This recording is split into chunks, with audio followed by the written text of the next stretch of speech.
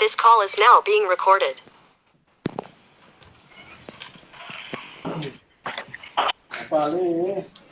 Sudah saya rekam Bapak Ibu.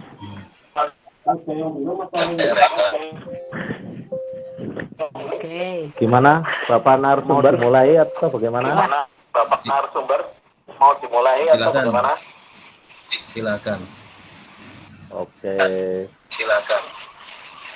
Oke, Bapak Ibu, mohon izinnya. Bismillahirrahmanirrahim. Assalamualaikum warahmatullahi wabarakatuh. Assalamualaikum warahmatullahi wabarakatuh. Waalaikumsalam warahmatullahi wabarakatuh. Waalaikumsalam warahmatullahi wabarakatuh. Apakah suara saya terdengar dengan baik? Saya terdengar dengan baik? Terdengar sangat merdu. Iya. Terima kasih. Tapi ngomong-ngomong kok ini ada semacam gaun ya kalau di saya ya.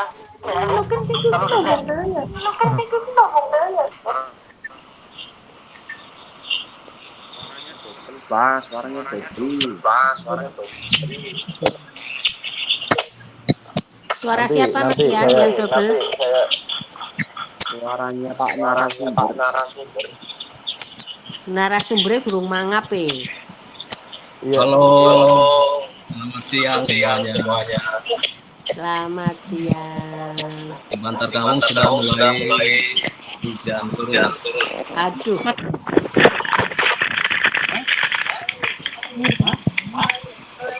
Semoga hujan yang syahdu ya, nggak membawa banjir lagi. Oke, Bapak Ibu, mari kita mulai acara hari ini. Kita akan melaksanakan webinar dengan judul IPS dalam Kurikulum Merdeka.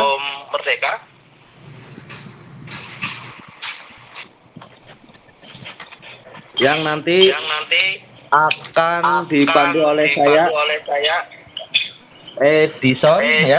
Kemudian berkaitan dengan narasumber Pak ini sangat kompeten ya Bapak Ibu ya.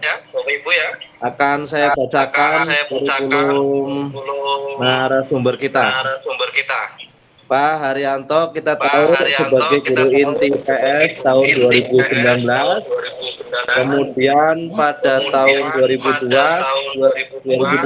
sebagai pengajar praktek PGP Angkatan 2.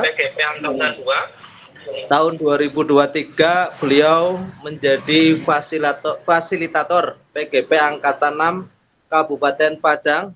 Kemudian selanjutnya beliau pada tahun 2024 menjadi fasilitator PGP Angkatan 9 Kabupaten Pati.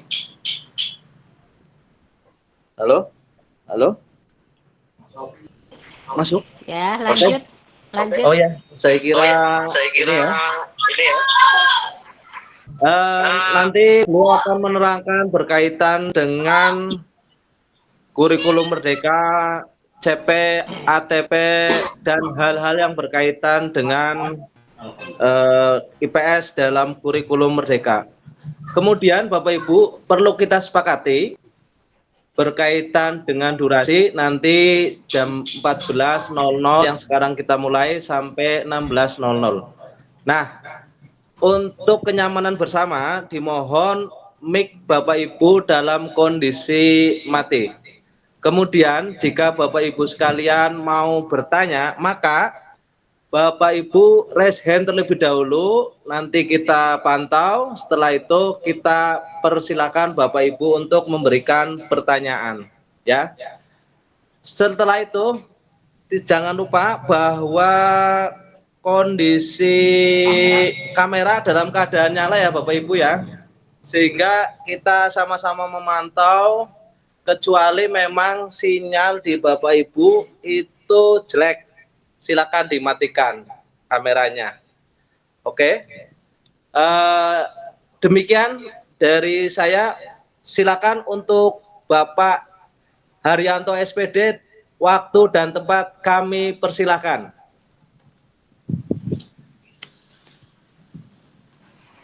Oke, terima kasih Bapak Edison SMPD yang telah memberikan waktu kepada saya. Alhamdulillahirabbil alamin. Pertama-tama marilah kita panjatkan puja dan puji syukur kehadirat Allah Subhanahu wa taala, di mana pada siang hari ini kita masih diberikan inayah, hidayah, karunia, dan juga nikmat iman, Islam, dan yang lebih utama adalah nikmat sehat dan sempat. Sehingga pada siang hari ini kita bisa bertatap maya dalam keadaan sehat walafiat dalam acara webinar kegiatan dari MGMP IPS Kabupaten Brebes.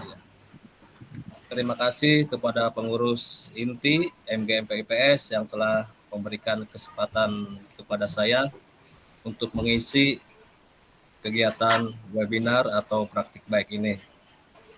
Kita sama-sama belajar dan saling berbagi. Sebelum mulai, marilah kita berdoa menurut agama dan kepercayaan masing-masing. Berdoa mulai. Bismillahirrahmanirrahim.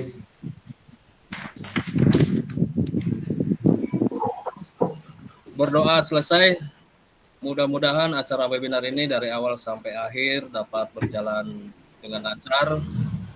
Walaupun di sini di Bantar Kawung dan sekitarnya sudah mulai hujan. Mudah-mudahan tidak terjadi banjir, listrik tidak mati, sinyal tetap nyala, sehingga bisa berjalan. Baiklah, izinkan saya untuk share screen PPT-nya.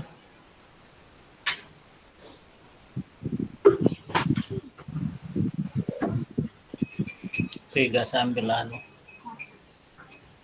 kegiatan iya jam 4 lagi nanti. Hah? Jadi kapan itu terakhir bulan Pak Abdul Ajid, mohon mikrofonnya dimatikan Sampai dulu. bulan 6.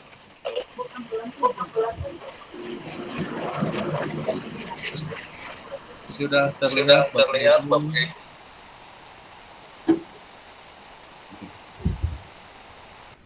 Ini sambil yang mau masuk. Speakernya. Ya, sudah terlihat Pak Arianto. Oke.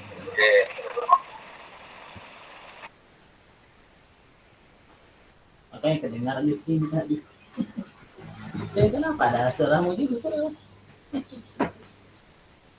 Untuk kegiatan hari ini kita beri judul ngopi.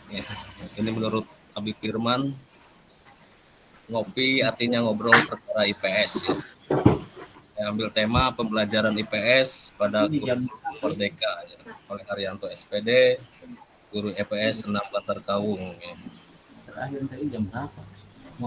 Jam 16.00. Tujuan webinar ini yaitu berbagi praktik baik sama guru IPS agar adanya persamaan persepsi pembelajaran IPS dalam kurikulum Merdeka.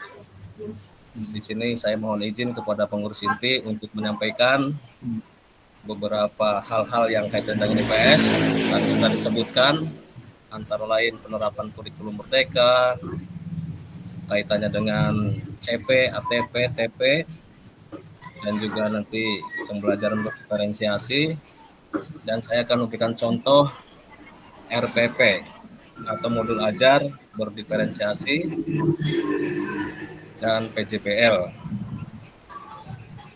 Mudah-mudahan nanti bisa digunakan di kelas kita masing-masing dan juga bisa dipakai dalam pengelolaan kinerja di PMM, apalagi di observasi kita harus mengupload modul ajar. Jumlah jam pelajaran sudah dikatakan dari awal yaitu 2 JP, 2 kali 60 menit. Mudah-mudahan bisa berjalan dengan lancar. Berikutnya kesepakatan belajar.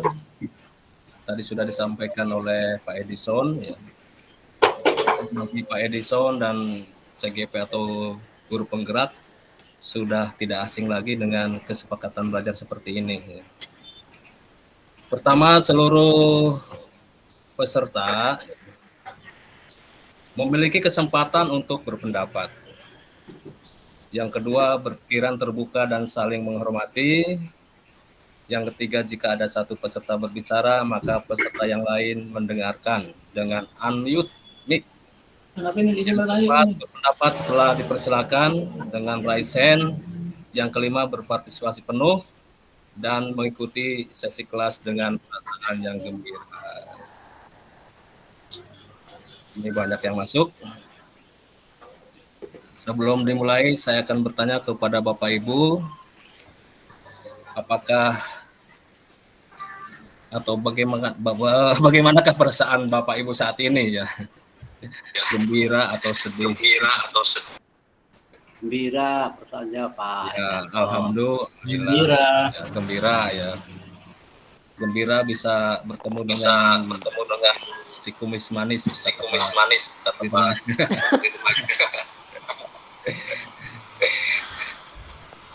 Ya kalau gembira untuk bukan kamera biar kelihatan wajahnya. Apa kalau gembira?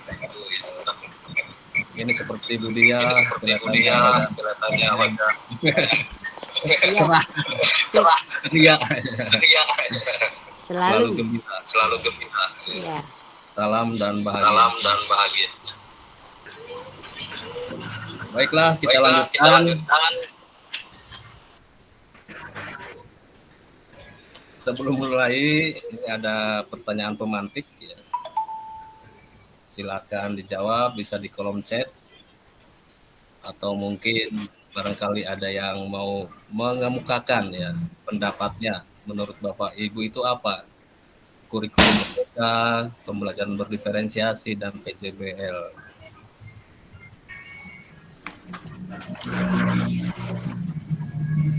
Kita juga di kelas harus menerapkan pertanyaan pemantik. Karena dalam guru penggerak selalu dimunculkan pertanyaan pemantik. Pemantik di sini sebagai perangsang, memprovokasi materi yang akan kita pelajari.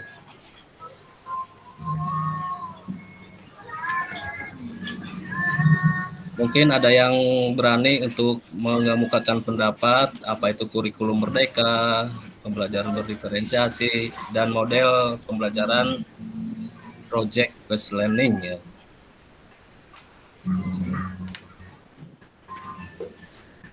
Kata-kata ini sudah tidak asing lagi bagi kita.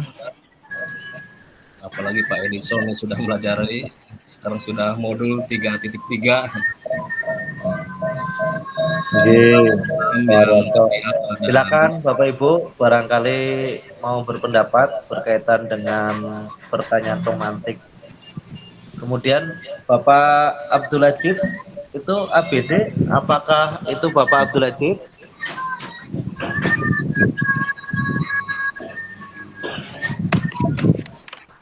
Tolong untuk mic-nya di unmute ya Bapak Ibu ya, jika memang dalam kondisi ini tidak berpendapat.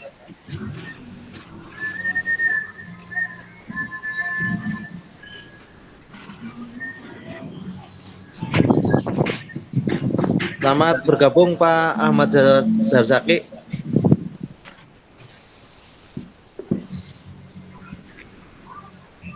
Ya.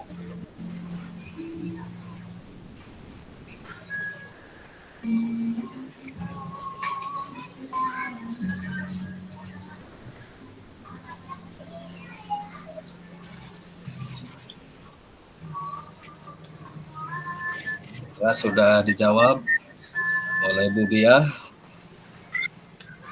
Pertanyaan pemantik disesuaikan dengan materi saat itu. Oke.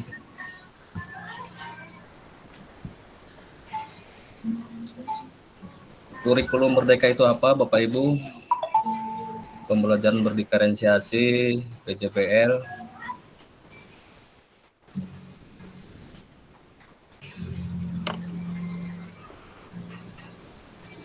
Di sini nampaknya guru penggerak belum muncul.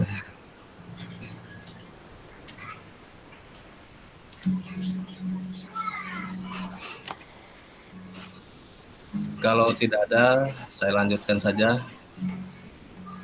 Jadi untuk pertanyaan pemantik ini untuk merangsang, untuk lebih fokus, bahwa yang akan kita pelajari materinya tentang kurikulum merdeka, pembelajaran berdiferensiasi, dan nanti contoh PJBL.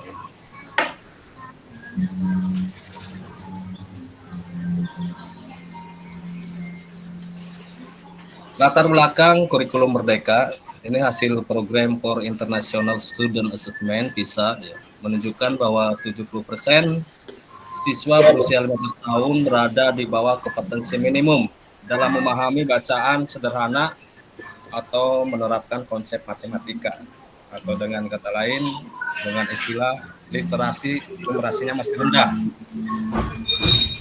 Skor PISA ini tidak mengalami peningkatan yang signifikan dalam 10 hingga 15 tahun terakhir. Studi tersebut memperlihatkan adanya kesenjangan besar antar wilayah dan antar kelompok sosial ekonomi dalam hal kualitas belajar.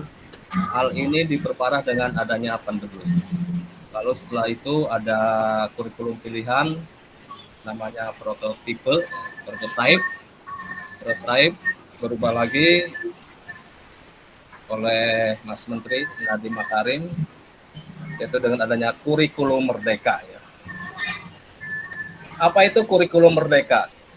Kurikulum merdeka adalah kerangka kurikulum yang lebih fleksibel, sekaligus berfokus pada materi esensial dan pengembangan karakter dan kompetensi peserta didik. Ini ada 3 atau 4 kata kunci ya. Fleksibel, esensial, karakter, dan kompetensi.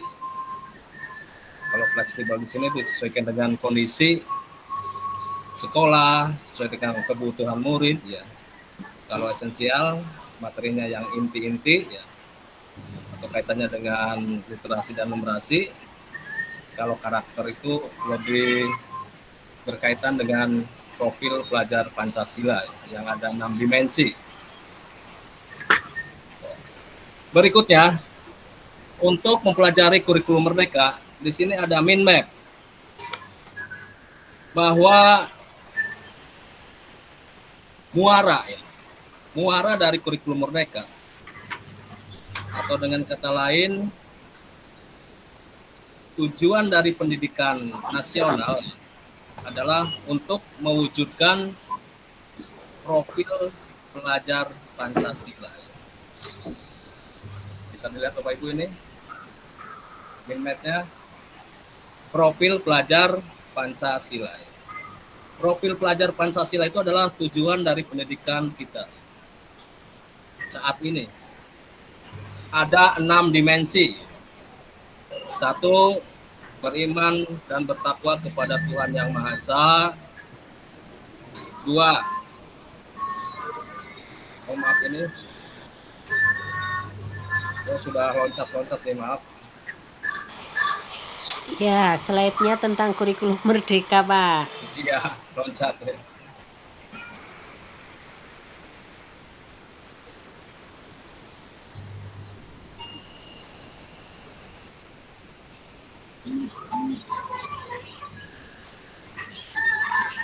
Masih tentang kurikulum merdeka ya.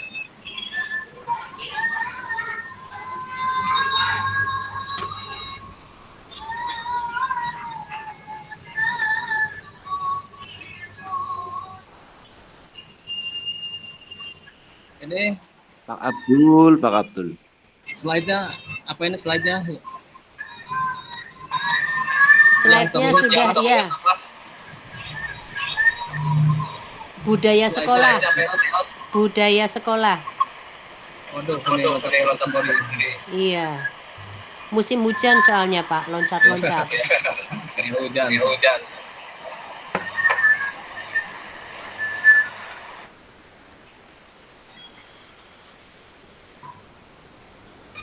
Bagaimana apa yang terlihat? Apakah mind map ya ini? Santai Bapak Ibu nih sambil admit yang mau masuk ya. Sudah terlihat Bapak Ibu? Di sini adalah muaranya adalah profil pelajar Pancasila, ada 6 dimensi. Beriman dan bertakwa dan berakhlak, berkebinekaan global, mandiri, kreatif, bernalar kritis ya. Atau kalau kita nyanyikan, Apakah Bapak Ibu masih ingat? Mari kita nyanyi bersama-sama tentang profil pelajar Pancasila. Bisa tidak Bapak Ibu? Tidak hafal. Satu. Tidak hafal. Tidak ada apa.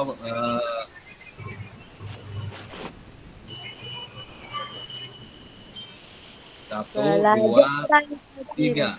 Gimana Bu? Budia? Belajar Pancasila, beriman dan Iman dan Takwa. ada Tuhan. Bisa. dan Ya, kita ulangi saja. Satu, dua, tiga. Belajar Pancasila, beriman Dan bertakwa ada Tuhan. hanya bisa.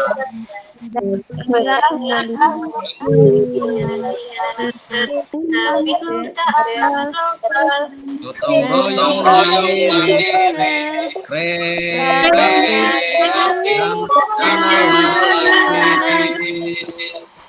Oke, tepuk tangan semua. Yang hafal ibu-ibu semua nih Pak. Ulangi lagi. Belajar Pancasila, beriman dan bertakwa alam mulia, kebinekaan global, gotong royong mandiri, kreatif dan berkritis. Ya. Oke, terima kasih. Selanjutnya. Karakteristik utama kurikulum merdeka. Pembelajaran berbasis proyek. Jadi model pembelajarannya yang lebih utama adalah berbasis proyek atau PJPL. Karena untuk pengembangan soft skill dan karakter sesuai dengan profil pelajar Pancasila. Yang kedua, fokus pada materi esensial. Esensial itu materi yang penting, yang pokok, yang ada kaitannya dengan literasi dan numerasi, kontekstual, sehingga untuk pembelajaran yang lebih mendalam. Yang ketiga, fleksibilitas, lebih fleksibel. Guru untuk melakukan pembelajaran yang terdiferensiasi sesuai dengan kemampuan peserta didik. Fleksibel ini sesuai dengan kebutuhan siswa. Strategi pembelajarannya adalah berdiferensiasi. Ini ciri utama, karakteristik utama kurikulum merdeka. Berbasis proyek, materi yang esensial, fleksibel, dan juga pembelajaran berdiferensiasi. Itu yang harus kita pahami. Selain itu, untuk kurikulum merdeka, yaitu pembelajaran yang fokus, pembelajaran yang berpusat pada murid, atau pembelajaran yang berpihak. Kalau menurut Ki Hajar Dewantara itu adalah pembelajaran yang berhamba pada murid. Jadi murid. Murid itu sebagai subjek dari pembelajaran. Kita ini hanya sebagai fasilitator, menuntun dan membimbing. Apa itu merdeka?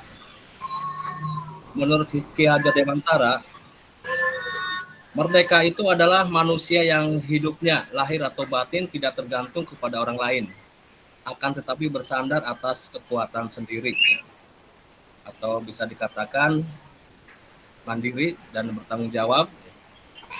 Beratlah kemerdekaan itu bukan hanya tidak terperintah saja, akan tetapi harus juga dapat menegakkan dirinya dan mengatur kehidupannya dengan tertib, bisa mengatur dirinya sendiri sesuai dengan potensi, minat, bakat, kemampuan.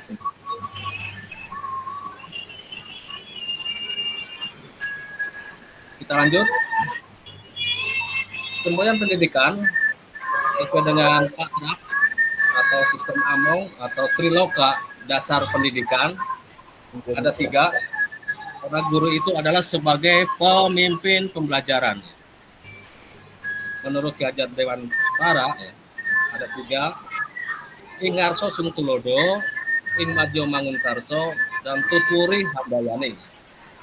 Ing Ngarso Sung Tulodo, guru harus mampu memberikan suri teladan, ya, baik sikap, penampilan, ya, maupun dalam kompetensi sosial dan emosionalnya. Yang kedua, Ing Madyo Mangunkarso, guru mampu membangkitkan atau menggugah kreativitas. Kita harus bisa memberikan ruang kreativitas pada siswa atau mendorong kreativitas siswa. Yang ketiga, Tuturi Handayani, menuntun, mendukung, dan memfasilitasi siswa dari belakang. Itu Tuturi Handayani.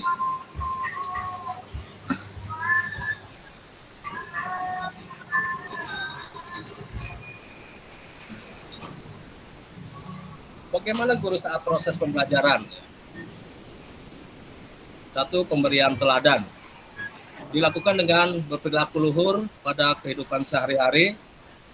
Pemberian pendampingan. Dilakukan dengan memberi tantangan, dukungan, dan bimbingan. Pemberian fasilitasi. Dilakukan dengan memberikan akses dan kesempatan belajar bagi peserta didik sesuai dengan kebutuhan. Kategori implementasi kurikulum merdeka. Ini ada 3, kategori mandiri belajar, kategori mandiri berubah, kategori mandiri berbagi. Kalau di Kabupaten Brebes, ini hampir semuanya, kecuali sekolah penggerak, kita itu menerapkan kurikulum merdeka dengan kategori mandiri berubah. Apa itu mandiri berubah? Menerapkan kurikulum merdeka menggunakan perangkat ajar yang disediakan dalam PMM. Ini sesuai dengan jenjang satuan pendidikan PAUD, ada fase A, B, C, D. Ini untuk mandiri berubah. Dan yang ketiga, mandiri berbagi. Ini lebih mandiri lagi. Menerapkan kurikulum mereka dengan melakukan pengembangan sendiri berbagai perangkat ajar pada satuan pendidikan. Itu kategori implementasi kurikulum merdeka. Pembelajaran IPS pada Kurmer ya. Hal penting pembelajaran dalam kurikulum merdeka. 1. Makna belajar dan pembelajaran. Makna belajar.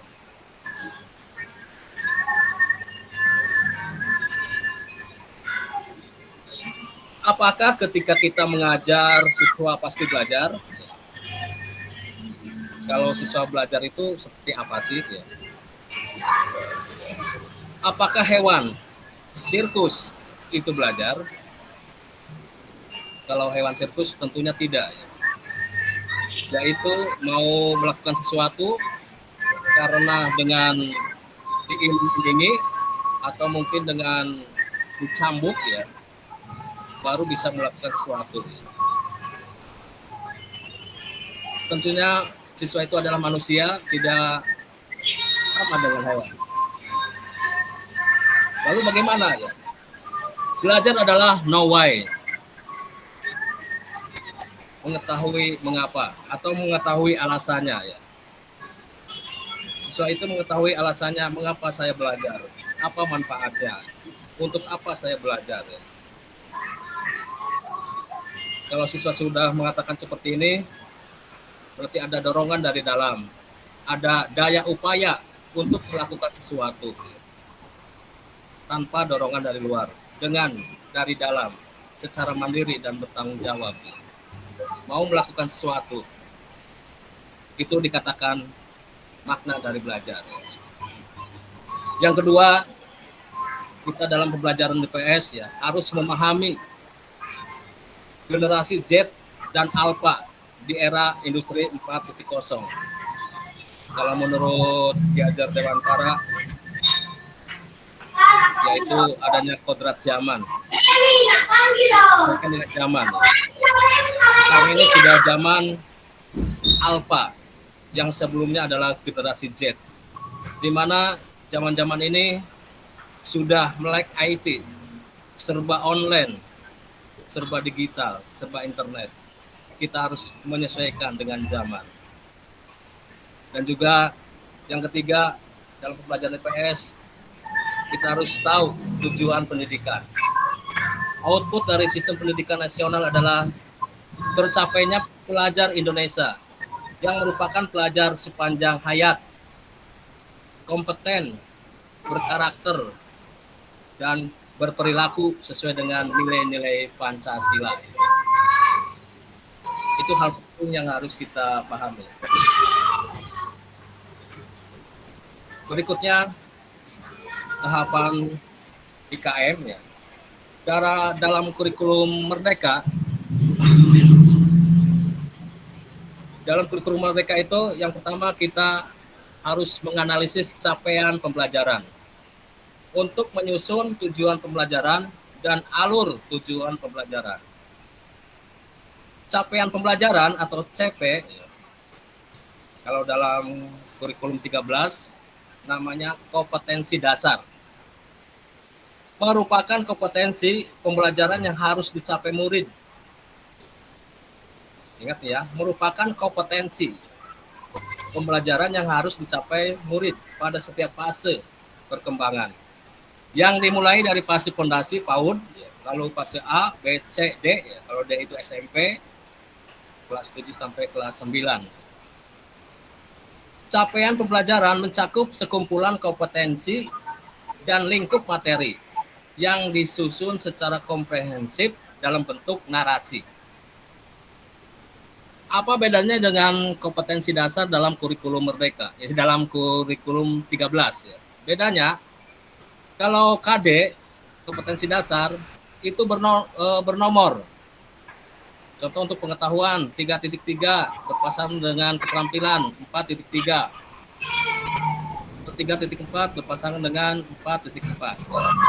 Tetapi kalau dalam CP ya, itu bentuknya narasi, uraian, paragraf.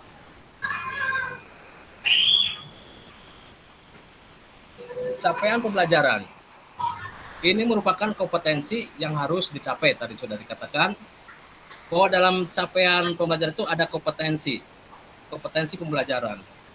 Kompetensi itu meliputi kemampuan dan materi. Kemampuan di sini berupa kata kerja. Contohnya bisa menjelaskan, mengidentifikasi, menganalisis, ya. Dan materinya apa. Berikut adalah CP IPS SMP, ini 1 tahun, kelas 7, 8, dan 9. Ini kita sebagai guru IPS harus mengetahui capaian pembelajaran. 1 ya, ini elemen pemahaman konsep atau konten.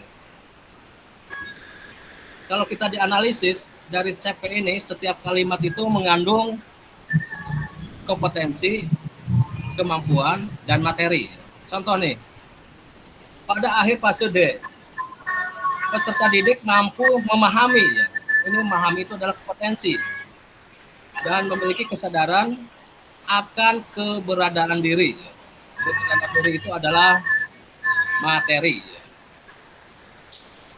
Keberadaan diri itu adalah materi. Tadi ada yang mau masuk.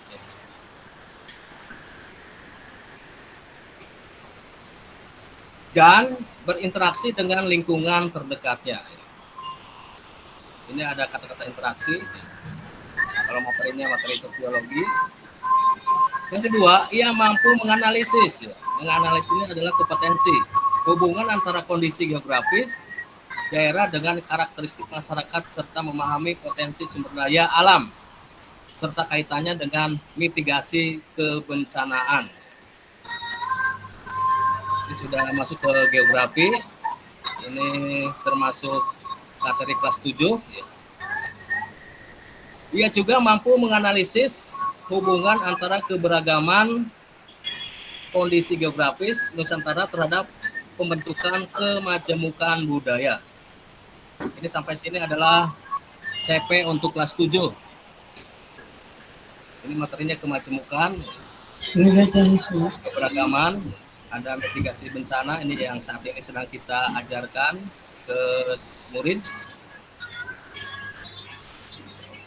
Berikutnya untuk kelas 8, mulai dari sini, ia mampu memahami bagaimana masyarakat yang berupa untuk dapat memenuhi kebutuhan hidupnya. Kebutuhan hidup, ini termasuk ekonomi, ya. Kebutuhan, macam-macam kebutuhan. Yang kedua, ia mampu menganalisis, ya. Kompetensinya menganalisis peran pemerintah dan masyarakat dalam mendorong pertumbuhan perekonomian. Ini ekonomi, materinya tentang pelaku ekonomi. Peserta didik juga mampu memahami dan memiliki kesadaran terhadap perubahan sosial yang sedang terjadi di era kontemporer. Ini sampai sini adalah kelas 8. Berikutnya kelas 9, ia dapat menganalisis perkembangan ekonomi di era digital. Peserta didik memahami tantangan pembangunan dan potensi Indonesia menjadi negara maju. Ini untuk kelas 9, kita belajar lagi tentang negara-negara maju. Pak Haryanto. Oke. Pak Haryanto. Oke. Itu Pak Abdul Munir dikeluarkan dulu Pak, ngeganggu itu. Apanya?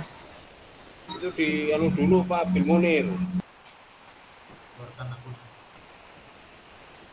Sudah Pak Haryanto, monggo dilanjut. Oke.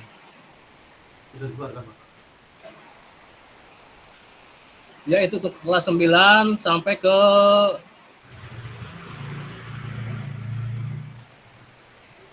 isu-isu regional global yang sedang terjadi dan ikut memberikan kontribusi yang positif. Dari CP ini kita turunkan menjadi tujuan pembelajaran. Tadi yang pertama adalah elemen pemahaman, ini yang kedua adalah elemen keterampilan proses. Kalau dalam IPS itu ada 2 elemen, ya. Elemen pengetahuan tadi pemahaman. Elemen yang kedua adalah keterampilan proses. Beda dengan matematika. Kalau matematika itu ada elemen bilangan, aljabar, atau mungkin kalau bahasa Indonesia itu ada elemen menulis, membaca, dan seterusnya. Kalau IPS, yaitu elemennya memahami dan keterampilan proses. Setelah capaian pembelajaran, lalu kita menyusun tujuan pembelajaran.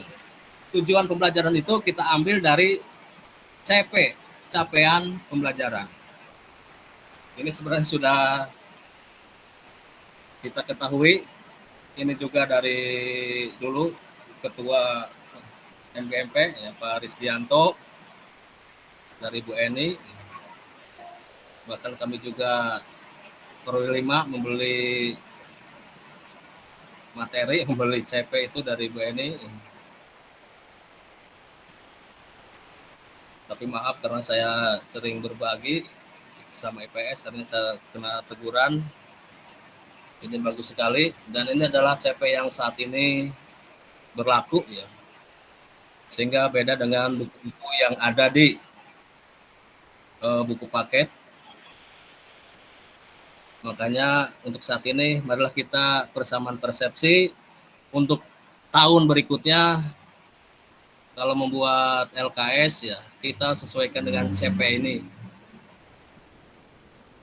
Untuk kelas 7.1, ini tentang kaitannya keberadaan diri dan lingkungan terdekatnya. Yang kedua, mampu menganalisis hubungan antara kondisi geografis daerah dengan karakteristik masyarakat. 7.3, peserta didik mampu memahami potensi sumber daya alam. Ini yang saat ini sedang kita ajarkan, mitigasi kebencanaan. Berikutnya yang terakhir, kelas 7 semester 2 ini mampu menganalisis hubungan antara keberagaman kondisi geografis Nusantara terhadap pembentukan kemajemukan budaya. Untuk kelas 8.1, peserta didik mampu memahami bagaimana masyarakat saling berupaya untuk dapat memenuhi kebutuhan. Kelas 8 semester 1 kaitannya dengan kebutuhan. Yang kedua, peserta didik mampu menganalisis peran pemerintah dan masyarakat dalam mendorong pertumbuhan perekonomian. Ini semester 2-nya. peserta didik mampu memahami dan memiliki kesadaran terhadap perubahan sosial. Ini semester 2. Untuk kelas 9,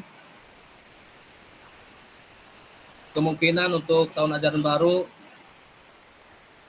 yang saat ini kelas 8 sudah kurmer, ya, nanti kelas 9 sudah melaksanakan kurmer. Ya. Bagaimana materinya? Ya? Apa materinya? Ya? Apa tujuannya? 1. Peserta didik mampu menganalisis perkembangan ekonomi di era digital. Yang kedua, peserta didik mampu memahami tantangan pembangunan dan potensi Indonesia menjadi negara maju. Yang ketiga, peserta didik mampu memahami dan menyadari perannya sebagai bagian dari masyarakat Indonesia dan dunia di tengah isu-isu regional dan global yang sedang terjadi dan ikut memberikan kontribusi yang positif. Ini tujuan. Berikutnya ruang lingkup materi. Ini materinya untuk kelas 7, 1-2 semester 1, 3-4 semester 2, kelas 8, 5-6 ini semester 1, semester 2-nya ini, kelas 9, perkembangan ekonomi di era digital, 9 tantangan pembangunan dan potensi Indonesia menjadi negara maju, 10 perannya sebagai bagian dari masyarakat Indonesia dunia di tengah isu-isu regional. Setelah kita mengetahui CP, tujuan, ya, lalu materi, kita buat alur dan tujuan pembelajaran IPS. Ya. Ini contoh kelas 7 semester 1. Ya. Saya masukkan hanya sedikit saja, hanya sebagai contoh. Alur dan tujuan. Ya. Alur itu adalah urutan-urutan tujuan yang akan kita sampaikan. Dalam IPS itu ada 2 elemen, ya, pemahaman konsep dan keterampilan proses. Ya. Capaiannya, ini kelas 7, tujuan pembelajarannya diambil dari CP ini hanya sebagian, ruang lingkup materinya. Bahkan untuk lebih lengkap lagi ada indikator-indikator dari setiap tujuan ini sesuai dengan materinya. Misalkan untuk ini 6 JP, ini 12 JP misalkan. Ini alur pertama, ini alur kedua, dan seterusnya.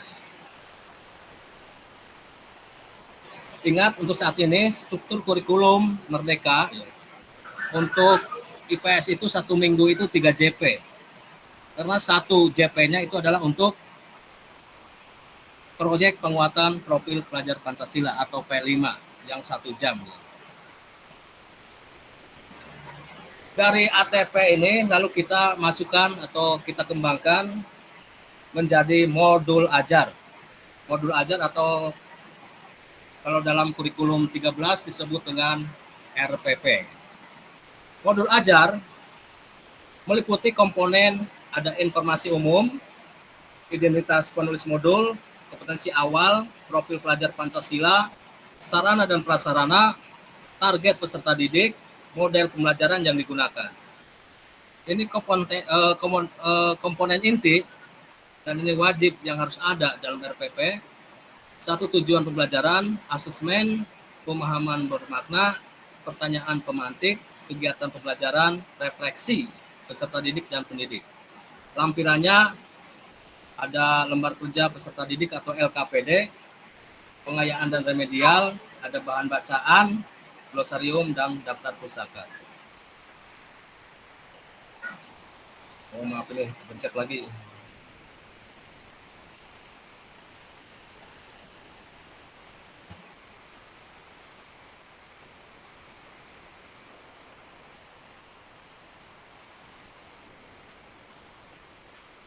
Komponen dalam modul ajar ini fleksibel, tidak semuanya harus ada.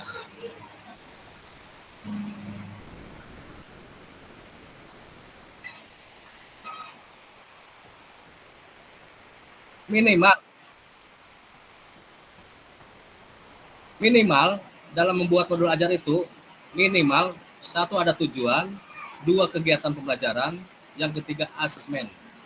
Ini yang harus ada. Pilih mana yang paling sesuai dengan guru.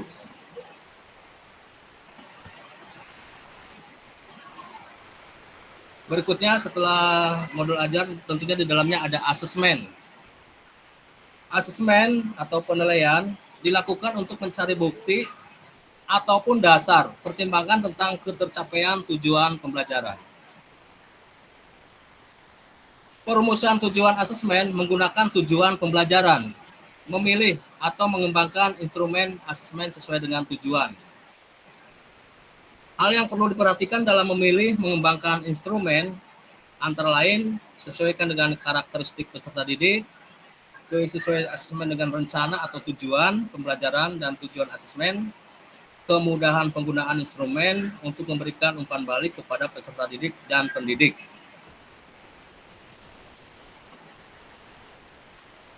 Asesmen meliputi ada 3 ya. Yang pertama asesmen awal atau yang dikenal dengan istilah asesmen diagnostik.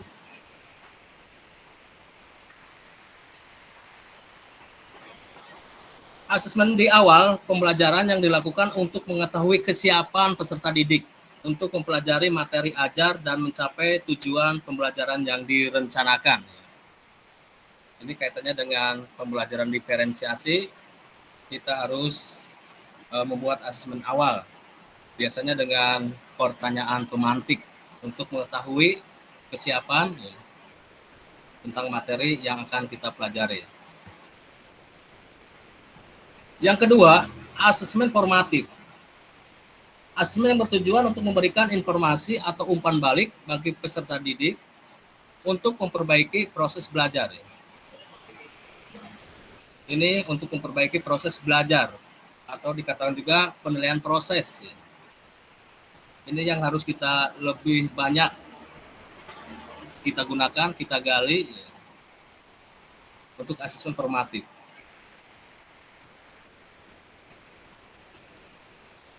Asesmen formatif atau dalam proses, asesmen dalam proses pembelajaran yang dilakukan selama proses pembelajaran untuk mengetahui perkembangan peserta didik dan sekaligus pemberian umpan balik yang cepat.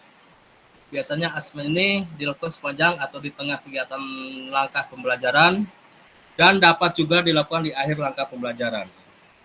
Contoh formatif itu biasanya dengan observasi guru ya tentang penilaian sikap, penilaian diri ya, atau umpan balik, refleksi ya, itu adalah asesmen formatif. Berikutnya asesmen sumatif. Asesmen yang dilakukan untuk memastikan ketercapaian keseluruhan tujuan pembelajaran. Asesmen ini dilakukan pada akhir proses pembelajaran atau dapat juga dilakukan sekaligus untuk 2 atau 3 lebih tujuan pembelajaran sesuai dengan pertimbangan pendidik dan kebijakan satuan pendidikan. Asesmen sumatif ini adalah untuk mencari nilai. Nilai rapot itu adalah nilai dari asesmen sumatif. Atau kita bahasakan sederhananya, asesmen sumatif itu bisa dikatakan penilaian ulangan harian atau mungkin tengah semester atau juga mungkin PTS, PAS dan seterusnya. Pengertian sederhana ya, untuk asesmen formatif itu ada 2, asesmen as learning dan asesmen for learning. Apa bedanya? Kalau as learning, asesmen yang berfungsi sebagai refleksi ya, proses pembelajaran.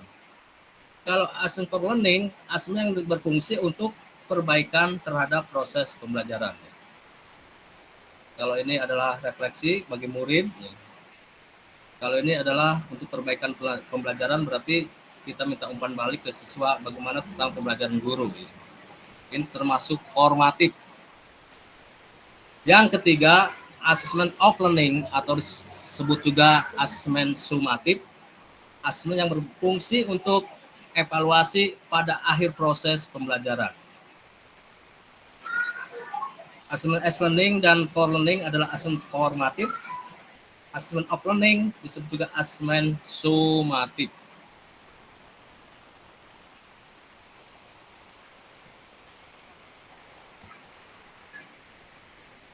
Kita lanjut. Ini ada yang masuk.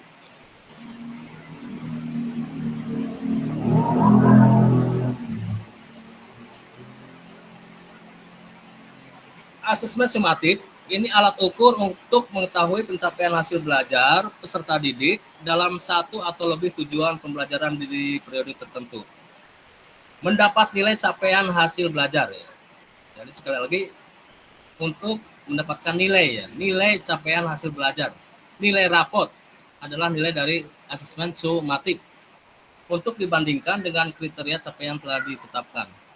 Menentukan kelanjutan proses belajar siswa di kelas atau jenjang berikutnya. Apa bedanya formatif dengan sumatif? Kalau formatif terintegrasi dengan proses pembelajaran. Kalau sumatif dilakukan setelah pembelajaran berakhir. Formatif melibatkan peserta didik dalam pelaksanaannya ya. Contoh dengan penilaian diri, refleksi, itu kan melibatkan siswa. Kalau sumatif, pelaksananya bersifat formal. Contohnya dengan ulangan harian, PTS, PAS, ya. ASAT gitu kan, ASTS, ya. Itu lebih formal. Yang ketiga, formatif memperhatikan kemajuan penguasaan dalam berbagai ranah, ya. Sikap, pengetahuan, keterampilan. Kalau sumatif sebagai bentuk pertanggungjawaban sekolah kepada orang tua dan peserta didik, pemantau. Sumatif digunakan pendidik atau sekolah untuk mengevaluasi efektivitas program pembelajaran. Itu adalah asesmen. Berikutnya prinsip-prinsip pembelajaran IPS dalam Kurmer ya. Bagaimana kita merancang dan melaksanakan pembelajaran IPS sesuai dengan Kurmer. Prinsip pembelajaran, satu, kita sebagai guru harus mempertimbangkan tahap perkembangan dan tingkat pencapaian peserta didik saat ini sesuai dengan kebutuhan belajar serta mencerminkan karakteristik dan perkembangan peserta didik yang beragam sehingga pembelajaran menjadi bermakna dan menyenangkan. Kita merancang dan melaksanakan modul ajar itu harus sesuai dengan kebutuhan belajar atau dengan kata lain dengan pembelajaran berdiferensiasi sehingga pembelajaran itu lebih bermakna dan menyenangkan sesuai dengan minat bakat murid. Yang kedua, pembelajaran dirancang dan dilaksanakan untuk membangun kapasitas untuk menjadi pembelajar sepanjang hayat. Pembelajaran sepanjang hayat itu ya bahwa belajar itu tidak hanya dibatasi oleh dinding-dinding kelas ya, tapi bisa di luar kelas. Bahkan setelah anak lulus pun bisa terus belajar ya. Belajar itu sepanjang hayat, mulai dari kita lahir sampai kita meninggal ya. Atau kalau dalam bahasa Arabnya, utlubu ilmi ila madi ila ladi. Bukan begitu Pak Firman? Nah, kita harus bisa mendorong ya, bagaimana agar siswa itu terus belajar, memberikan apresiasi dan juga memberikan ruang kreativitas. Yang ketiga, proses pembelajaran mendukung perkembangan kompetensi karakter peserta didik secara holistik ya. Jadi pembelajaran itu tidak hanya kita memberikan pengetahuan, juga karakter. Ya. Karakter yang kita utamakan adalah karakter 6 dimensi profil pelajar Pancasila. Prinsip yang keempat, pembelajaran yang relevan. Pembelajaran yang dirancang sesuai dengan konteks, lingkungan, budaya peserta didik, serta melibatkan orang tua dan komunitas sebagai mitra. Kalau menurut Ki Hajar Dewantoro ini, pembelajaran yang sesuai dengan kodrat alam ya. Atau dengan kata lain, pembelajaran yang kontekstual. Sehingga pembelajaran itu akan lebih bermakna. Beda sekolah yang berada di daerah pegunungan seperti di Bantar Kaung atau Peguyangan, beda dengan yang di Brebes Utara dekat pantai. Yang kelima, pembelajaran berorientasi pada masa depan yang berkelanjutan ya. Masa depan di sini yaitu pembelajaran sesuai dengan pembelajaran abad 21 yang kita kenal dengan 4C ya. Adanya communication, collaboration, creativity, critical thinking. Ya. Itu lebih diutamakan komunikasi, kolaborasi, kerjasama, berpikir kreatif, ya, berpikir menara kritis, kreatif. Ya. Ini adalah untuk masa depan, karena masa depan itu lebih canggih lagi. Ya. Saat ini sudah tahap industri 4.0, nanti kalau 5.0 sudah serba digital, atau dengan istilah lain adanya artificial intelligence. Menurut World Bank bahwa nanti tahun 2035 itu ada 85 juta pekerjaan yang tergantikan. Bagaimana kita mengantisipasinya? Pembelajaran pada murid yang berorientasi pada masa depan.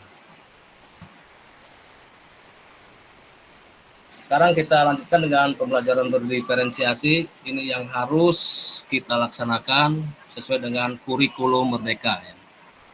Kalau Bapak Ibu guru penggerak atau CGP tentunya sudah melaksanakan, ya. Beda dengan PP, ya, fasilitator, ya. Itu tidak ada aksi nyata, hanya mencoba. Ya. Saya juga mencoba. Apa itu pembelajaran berdiferensiasi? Adalah pembelajaran yang dikembangkan untuk merespon kebutuhan individu setiap murid dalam belajar yang berbeda-beda, meliputi kesiapan, minat, potensi, dan gaya belajar. Pembelajaran diferensiasi, langkah-langkahnya: 1. Menentukan tujuan pembelajaran. 2. Menganalisis kebutuhan belajar dengan melakukan asesmen awal atau diagnostik. Ini ada 2. Ada berupa kognitif, pengetahuan, bisa dengan pertanyaan pemantik, atau dengan non-kognitif, dengan minat,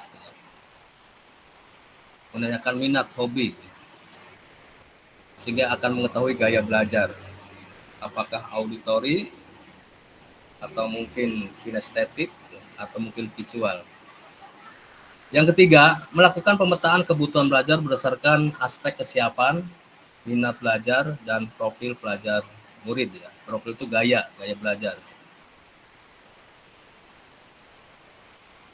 Selanjutnya, merencanakan pembelajaran berdiferensiasi berdasarkan hasil pemetaan dan strategi pembelajaran berdiferensiasi, konten, proses, dan produk. Berikutnya, mengimplementasikan RPP atau modul ajar berdiferensiasi di kelas. Terakhir, melakukan asesmen penilaian berdiferensiasi berdasarkan teknik. Ya.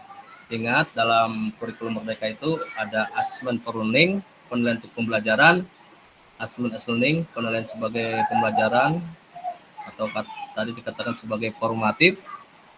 Yang terakhir, asesmen of learning, ya, atau penilaian akhir pembelajaran. Bagaimana langkah-langkah pembelajaran berdiferensiasi? Yang pertama, dari asesmen awal dulu.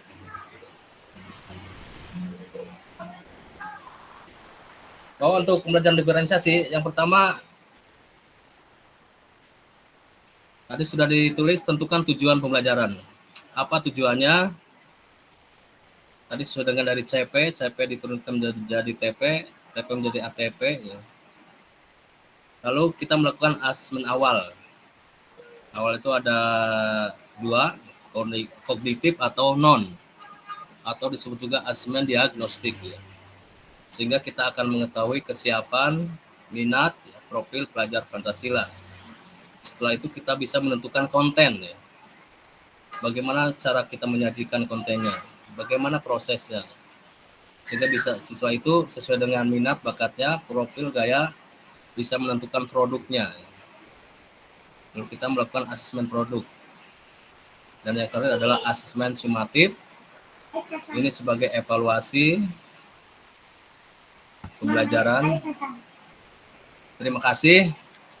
Dan untuk selanjutnya nanti saya akan berikan contoh modul ajar PJBL yang berdiferensiasi, juga PowerPoint saat kita di kelas.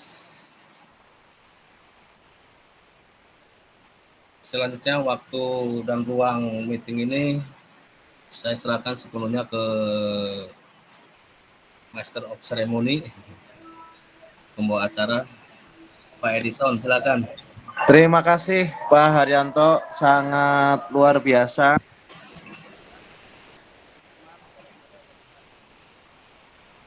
Waktu dan tempat kami silakan. Silakan.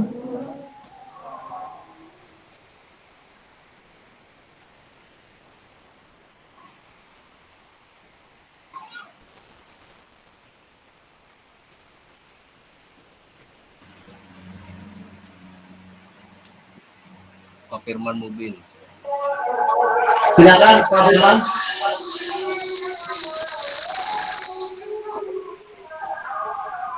Assalamualaikum warahmatullahi wabarakatuh. Waalaikumsalam warahmatullahi wabarakatuh. Terima kasih Pak Yanto.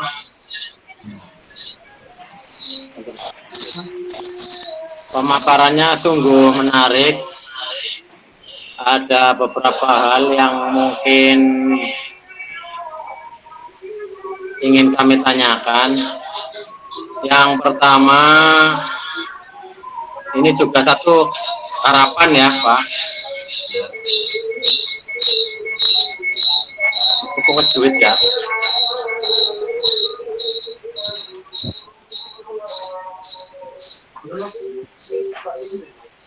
Ya, yang pertama, Pak Haryanto nanti bisa di-share di grup kami materinya. Kemudian yang kedua, ini kan kita sudah berjalan 2 tahun kurikulum merdeka. Nah, kira-kira dari buku pendamping yang sudah kita terbitkan, apakah ada hal-hal yang perlu diperbaiki dan kira-kira yang perlu diperbaiki di bagian mananya Pak?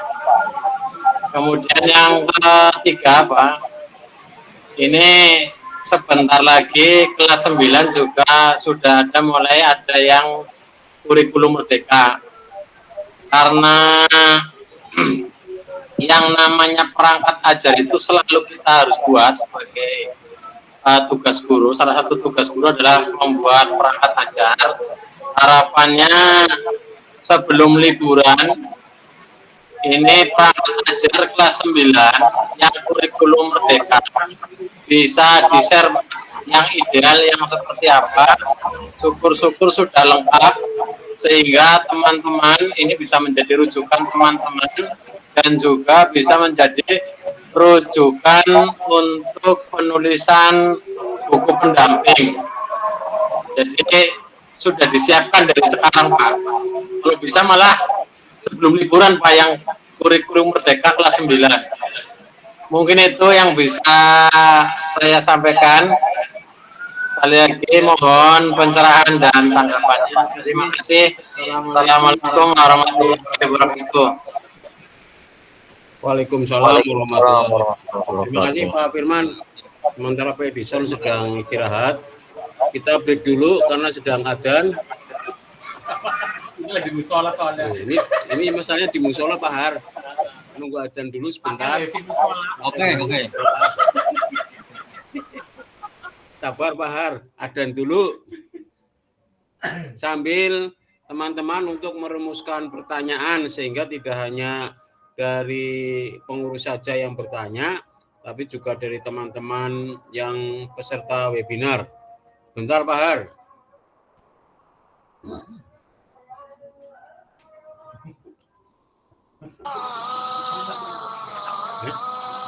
Masih.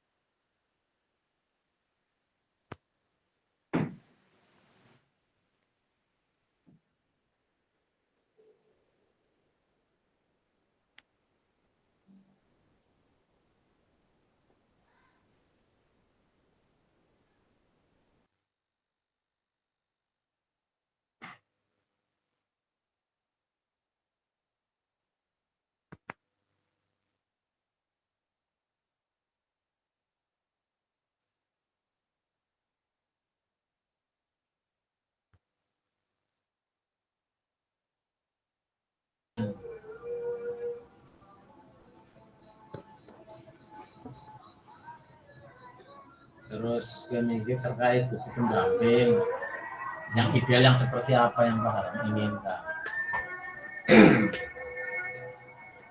Halo Pak Har. Ya oke siap.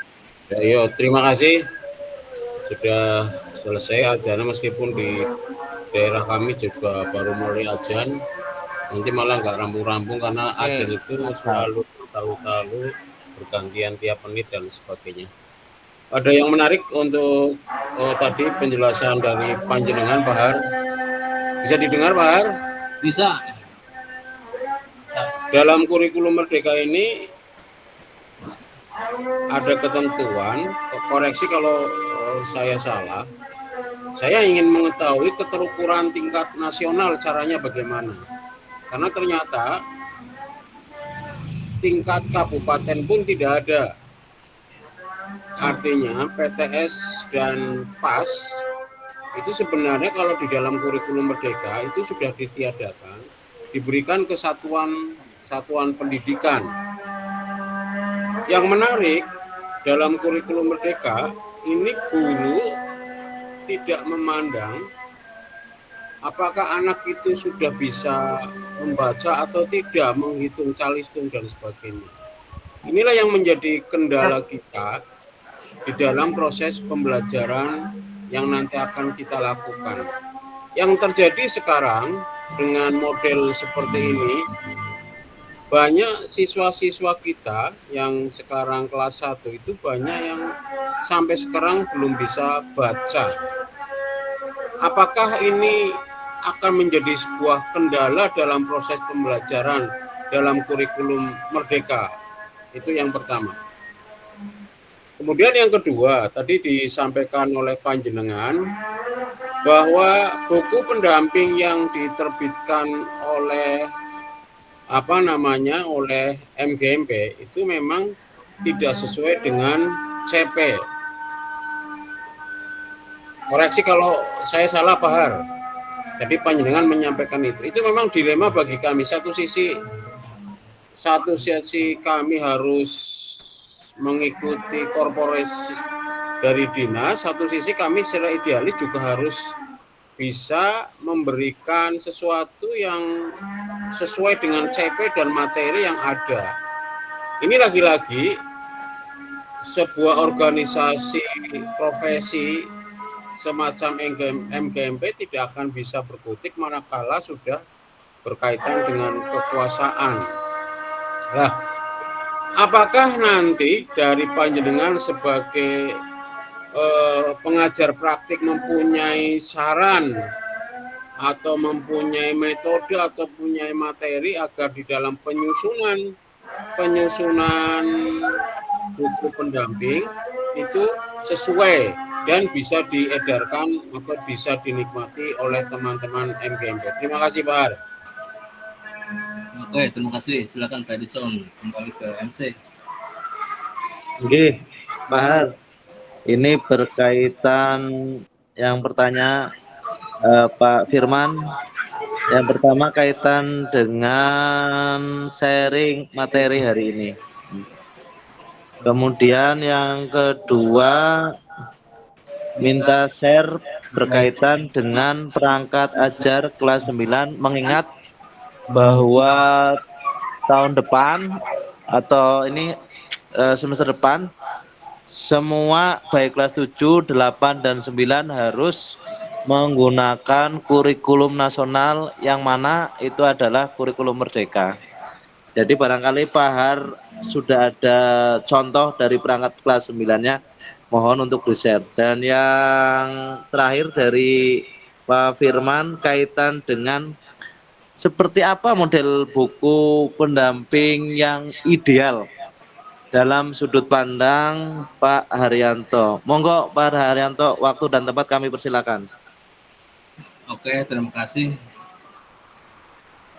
Memang dari awal saya minta izin untuk keberanian ya, menyampaikan, memaparkan tentang IPS dalam kurikulum merdeka.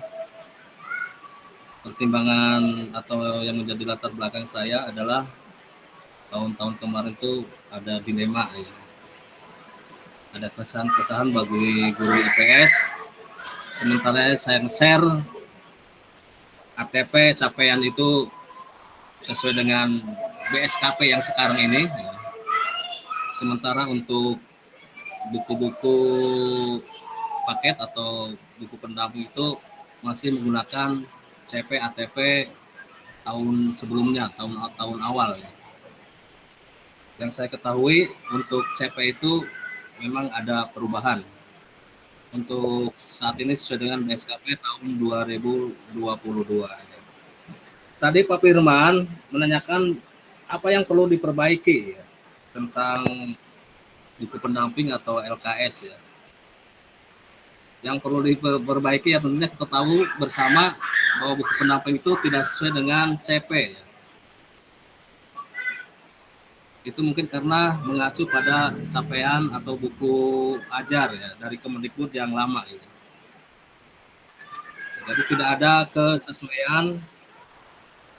Nah, berikutnya untuk rujukan penulisan tentunya sesuaikan dengan apa yang saya tadi paparkan, CP, tujuan, ATP itu. Karena itu juga ya saya pelajari dulu pada waktu kita kumpul di SMP 1 Songgom ya. Pak Ketua itu kan memberikan share tentang CP itu. Saya pelajari, ternyata di lapangan kok beda ya antara buku pendamping dengan buku paket ya.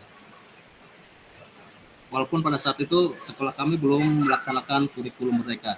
Saya belajar mencoba, saya buat modul ajar untuk kelas 7 ya, walaupun seadanya, kadang-kadang juga ambil dari PMM, dari mana saja. Nah, itu untuk Pak Firman ya. Jadi kita sesuaikan dengan tujuan. Mudah-mudahan untuk tahun depan kita ada satu pandangan, satu persepsi. Karena untuk di sekolah lain, seperti di Kabupaten Pemalang, saya pernah sama-sama dulu di kelas literasi numerasi. Di sekolahnya itu di Kabupaten Pemalang itu tidak ada PTS maupun PAS, tidak ada ASTS atau ASAT, itu tidak ada. Sekolah sendiri yang membuat. Orang yang membuat. Terus berikutnya dari Pak Holi sendiri tentang tingkat nasional tadi katanya tidak ada ya. Memang yang namanya kurikulum merdeka belajar itu disesuaikan dengan kondisi sekolah masing-masing, ya, kebutuhan siswa, karakteristik sekolah masing-masing. Tidak ada kesamaan. Terus tadi ditanyakan bagaimana terhadap siswa yang bisa membaca ya. Nah, di sini sudah kelihatan adanya diferensiasi. Untuk pembelajaran diferensiasi itu kan ada diferensiasi proses, ada diferensiasi produk. Kalau ada perbedaan tingkat atau level ya, EQ ya, tentunya diferensiasi prosesnya berbeda ya. Yang ini dengan bimbingan khusus ya, atau dengan istilah lain scaffolding. Kalau yang ini mungkin secara mandiri ya. Itulah terjadi diferensiasi proses. Seperti di sekolah saya juga ada 3 yang tidak bisa membaca, itu kelas 7. Bagaimana caranya ya untuk anak 3 itu kami pisahkan pembelajaran khusus calistung dari awal lagi ya. Gitu Pak Holis. Berikutnya permintaan dari Pak Edison masalah modul ajar kelas 9 sebenarnya contohnya ada di PMM, tinggal kita lihat, kita unduh ya. Saya juga untuk PJBL ini saya buat sendiri ya, tinggal kita masukkan materinya apa, langkah-langkahnya. Dan saat ini juga saya masih belajar. Terima kasih, mungkin hanya itu. Barangkali yang lain mau memperkuat, menambahkan ya. Silakan, saya kembalikan ke Pak Edison selaku pembawa acara. Siap, Pak Haryanto. Untuk Pak Firman, bagaimana? Sudah puas dengan pertanyaan Bapak narasumber atau mau menyambung berkaitan dengan yang tadi? Bahar, ini kami juga selaku pengurus ini dapat aspirasi dari teman-teman. Nah, kami sendiri memiliki keterbatasan sumber. Barangkali Pak Har ada contoh penuh ya kaitan dengan modul yang sudah jadi modul ajar begitu. Istilahnya kalau kita mengenal ini RPP gitu. Gimana Pak Har? Ada nggak gitu? Barangkali punya referensi. Konkret Pak Har. Ngapunten, nyelah sebentar. Iya, ini mempertegas saja bahwa itu tadi seperti yang disampaikan Pak Edison, teman-teman sudah menunggu kok untuk yang kelas 9, sudah banyak yang japri. Kalau bisa perangkat, bukan contoh Pak, tapi perangkat yang full, yang sudah lengkap, komplit, sehingga ini kalau sudah ada, mohon di-share, sehingga juga untuk rujukan penyusunan buku pendamping kelas 9. Karena ini kan kelas 9 saya yakin rata-rata semuanya ya sudah rata-rata, tapi semuanya sudah kurikulum merdeka. Iya, mungkin itu Pak konkretnya. Terima kasih. Ya, terima kasih Pak Firman. Untuk saya itu ya contohnya hanya ada di PMM atau panduan ya tentang kurikulum merdeka. Itu bisa kita buka, kita download. Terima kasih. Barangkali ada yang lain.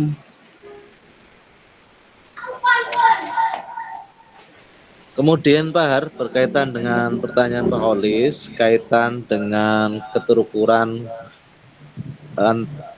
kurikulum merdeka di tingkat nasional maupun kabupaten, yang mana semua peserta didik itu harus naik Pak Har. Jadi keterukuran keberhasilan dari kurikulum merdeka ini bagaimana begitu gambarannya?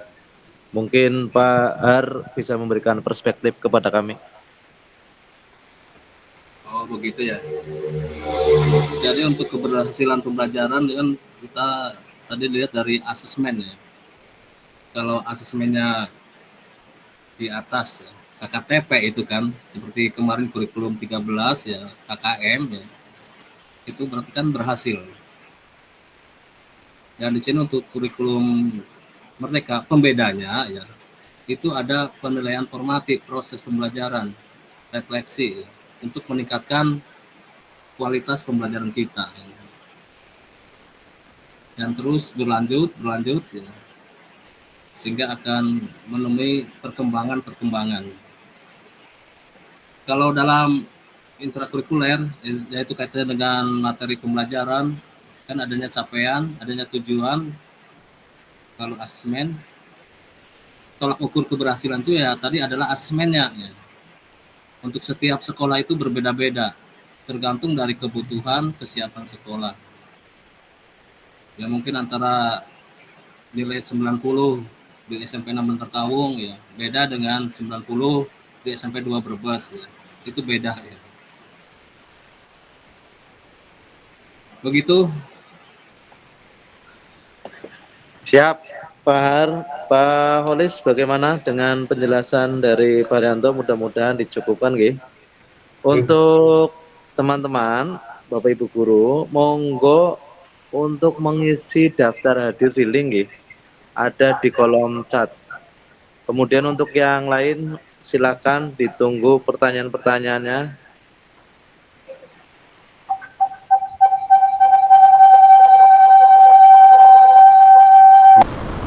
Pak Edison, kalau tidak ada saya akan share screen tentang RPP yang saya buat. Mudah-mudahan bisa dijadikan contoh ya. Nggih Pak, monggo. Bu Hesti, kelihatannya mau bertanya. Silakan Bu Hesti, barangkali ada pertanyaan.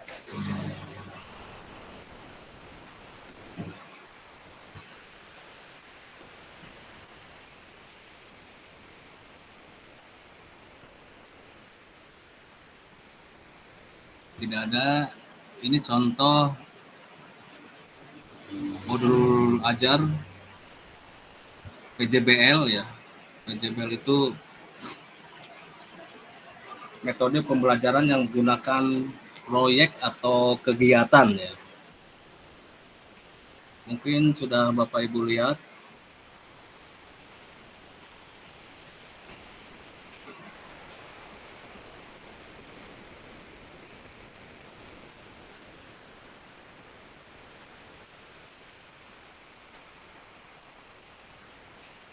Sudah terlihat Bapak Ibu?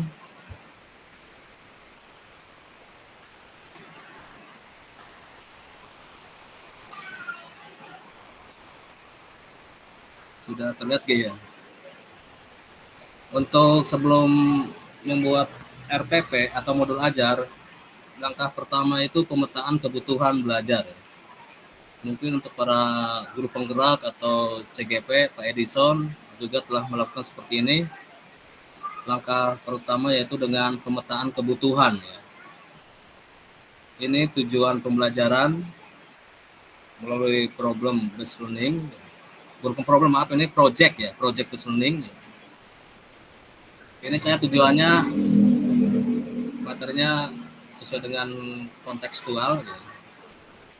Ini tujuannya saya buat sendiri. Lalu membuat penilaian diagnostik awal atau sedikitnya tentang kesiapan belajar atau pertanyaan pemantik apa yang akan kita pelajari untuk mengetahui sejauh mana kaitannya dengan limbah sampah domestik. Ini materi kelas 7 semester 2 yaitu sumber daya alam dan mitigasi bencana ya. Karena yang namanya bencana itu bisa bencana alam dan bencana buatan manusia. Ya. Dengan banyaknya limbah juga dikatakan bencana. Setelah itu ada non kognitif, minatnya bagaimana, bakat, ya. Dan preferensi profil belajar, gaya belajar. Ini ada visual, auditory, kinestetik. Setelah kita pemetaan, kita kelompokkan dari satu kelas itu menjadi 3 ya. Misalkan visual itu ada berapa ya. Ini hanya sekedar contoh nama-nama murid. Yang auditory, yang kinestetik ini contohnya siapa saja. Untuk konten ya. Yang visual belajar dengan melihat ya. Misalnya melalui materi yang berupa gambar, diagram, PowerPoint, catatan, peta konsep, grafik, organizer. Kalau yang berupa auditori, belajar dengan mendengar. Misalnya dengan mendengarkan penjelasan guru. Berarti di sini penjelasan guru juga perlu. Ya. Membaca dengan keras, mendengarkan pendapat saat berdiskusi, mendengarkan belajar sambil mendengar musik misalkan. Ya. Terus untuk kinestetik, belajar sambil melakukan. Misalnya sambil bergerak, melakukan kegiatan hands on ya. Bisa maju ke depan, membacakan, bergerak apa itu ya. Nah, untuk proses ya, kita tahu bahwa siswa itu berbeda. Siswa itu heterogen, tidak sama ya. Baik latar belakang, EQ-nya, minat, bakat, kebutuhannya berbeda. Maka guru itu dalam proses itu harus berbeda ya. Kalau kita dengan ceramah ya, monoton ya, berarti prosesnya sama. Makanya untuk diferensiasi, guru itu harus melakukan kegiatan yang bervariasi. Ya. Variasi. Apa yang dimaksud dengan variasi? Variasi di sini contoh bisa dengan pembelajaran klasikal, ada juga dengan kelompok atau mungkin individu ya. Ada kelompok, ada individu, itu juga variasi. Ada belajar di dalam kelas, ada belajar di ruang kelas ya. Atau mungkin variasi dalam berikutnya menggunakan kegiatan berjenjang ya. Berjenjang di sini level, tingkatan. Pertama kita mengajari hal yang mudah, sedang ke hal yang lebih tinggi. Atau kalau menurut taksonomi Bloom ya, itu ada yang C1, C2 ya, ada yang hanya bisa pertama menjelaskan, memahami, menerapkan, menganalisis ya, menganalisis lebih tahapnya lebih tinggi lagi ya. Itu ada prosesnya berbeda ya. Terus mungkin dengan pertanyaan pemandu atau tantangan, ada yang dengan kita memandu atau mungkin dengan pertanyaan yang lebih menantang ya. Jadi di sini mungkin ada yang prosesnya secara mandiri, ada yang secara butuh bimbingan khusus gitu ya. Atau mungkin dengan membuat agenda individual. Anak seperti tadi menurut Pak Holis ada yang tidak membaca ya. Kita secara individual, anak itu belajar khusus calistung misalkan. Kalau rumahnya dekat, kita panggil ke rumah kita. Atau mungkin di saat istirahat atau jam kosong itu ada secara individual. Ini juga adalah proses ya. Tentunya saya yakin Bapak Ibu itu sebenarnya sudah melaksanakan pembelajaran berdiferensiasi. Cuma kadang-kadang maaf ya, mungkin kelihatannya jelimet, rumit ya. Sebenarnya sederhana saja ya. Yang penting kita untuk konten ya. Apalagi kalau sekolah yang lebih maju ya di kota seperti SMP 2 Brebes ya, sarana dan prasarana sudah ada LCD, internet ya, ada buku paketnya, siswa diperbolehkan bawa HP ya, itu sudah diferensiasi konten. Nah kalau produk sesuai dengan gaya belajar tadi ya, murid diperbolehkan memilih cara menuangkan pemahaman. Bisa dalam bentuk poster, diagram, artikel, cerita bergambar, dan lain-lain. Ini modul ajar yang saya susun ya. Saya mohon masukannya ya. Ini materinya tentang kelas 7 semester 2, potensi sumber daya alam serta kaitannya dengan mitigasi kebencanaan. Ya. Lalu saya buatkan PJBL, proyeknya adalah limbah sampah domestik di perkampungan padat penduduk. Ya. Memang untuk PJBL ini tidak semua materi kita buat PJBL. Ini elemennya tadi ada 2, pemahaman dan keterampilan proses. Capaiannya kita masukkan lagi, capaian untuk kelas 7. Ini alokasi waktu 6 JP, 6 kali 45 menit. Oh maaf ini ya, kalau SMP 40 menit gitu ya. Terus kompetensi awal, kita mengetahui bagaimana mengidentifikasi sampah domestik, profilnya kita ambil gotong royong, bernalar kritis dan kreatif, sarana dan prasarana, video, artikel, ini saya juga dari Google artikelnya, ini dari buku Kemendikbud walaupun hanya sedikit menyinggung sedikit saja tentang sampah. Target, ada siswa reguler, ada yang siswa kesulitan, ada siswa yang sudah pencapaian tingkat tinggi. Modelnya project based learning. Ini langkah-langkahnya, tujuannya ini pemahaman bermakna ya. Apa itu pemahaman bermakna ya? pemahaman bermakna itu setelah siswa belajar itu memperoleh apa? Siswa mampu apa? Siswa memahami apa ya? Itu yang namanya pemahaman bermakna. Beda dengan pertanyaan pemantik. Pertanyaan pemantik itu pertanyaan di awal ya, untuk memprovokasi, untuk lebih agar siswa itu fokus terhadap materi yang akan kita pelajari. Atau kalau dulu itu bisa dikatakan apersepsi.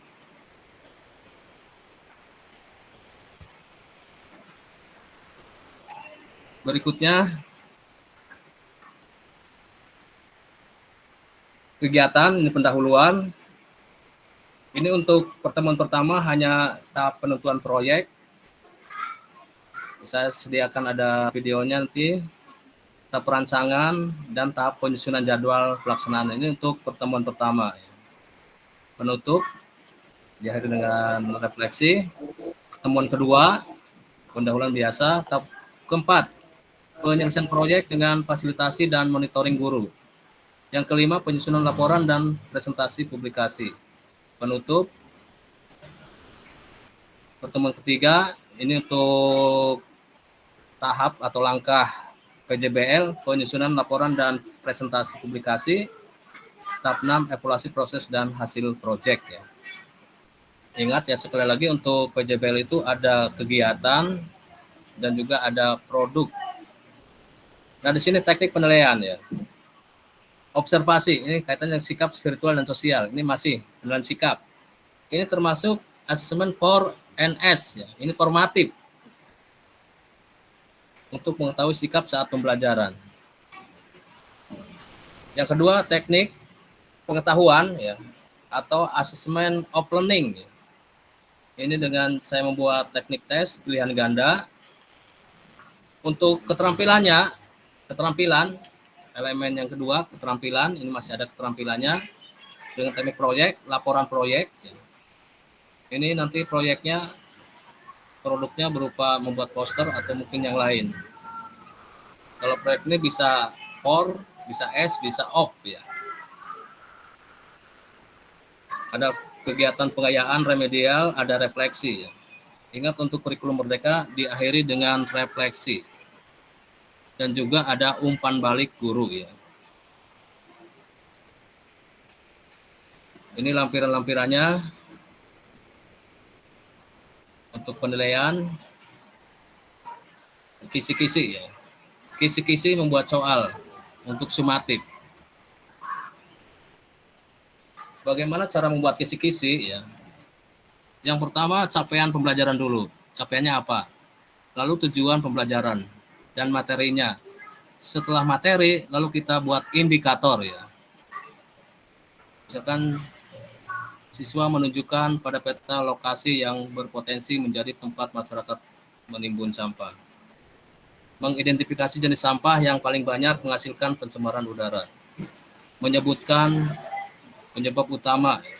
Ini PG, misalkan pilihan ganda, nomor ya. Dan seterusnya ya. Mudah-mudahan nanti Bapak Ibu buat kisi-kisi PTS juga seperti ini, kisi-kisi. Lalu ini soalnya seperti ini ya. Ini soalnya sudah hot. Situasi ada situasi. Dan seterusnya ini penilaian keterampilan. Ada plan poster, peta. Dan seterusnya, ini materinya tentang limbah sampah domestik. Ya, terima kasih. Untuk selanjutnya ini ada satu lagi. Saya Pak Har. Terima kasih Pak Har. Ini ada Pak Kustanto, raise hand dari tadi. Oh, iya, Pak silakan. Kustanto, halo. Ya, silakan. Pak Kustanto, apakah ada pertanyaan Pak Kustanto? Monggo. Pak Kustanto, mungkin kepencet Pak Har. Ya. Monggo Pak Har, lanjutkan. Kustanto itu adalah guru SMP 7 Bantar Kawung kalau tidak salah, tetangga ya. Baiklah, akan saya screen lagi tentang PPT saat saya berada di kelas.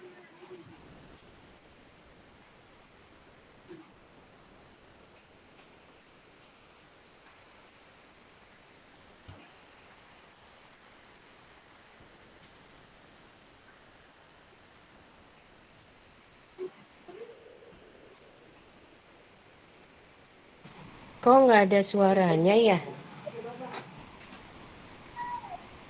Belum.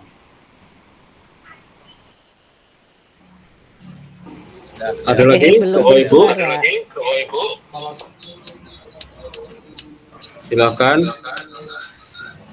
Ini kan padahal sebenarnya materinya bagus dan itu berkaitan langsung dengan kita. Materi esensialnya memang yang setiap hari kita akan hadapi, terutama yang mengajar kelas 7 dan kelas 8. Ini penting, meskipun masih dalam tataran teori, tapi praktek pengajaran di kurikulum Merdeka memang banyak bervariasi, tinggal bagaimana teman-teman mempraktekkan sesuai dengan kemampuan sekolah masing-masing. Monggo Bapak Ibu, Pak Kustanto, silahkan. Mungkin dipencet, Pak. Pak Kustanto. Monggo Pak Kustanto. Mungkin kepencet itu. Kepencet. Kayak Budi ya kepencet kok. Enggak, Pak Kustanto tuh kayaknya mau nulis itu, mau masuk link peserta enggak bisa. Banyak yang enggak bisa nulis daftar presensi, Pak. Oh, berarti bukan kepencet ya, Bun? Menulis dengan kepencet kayaknya beda, Bun.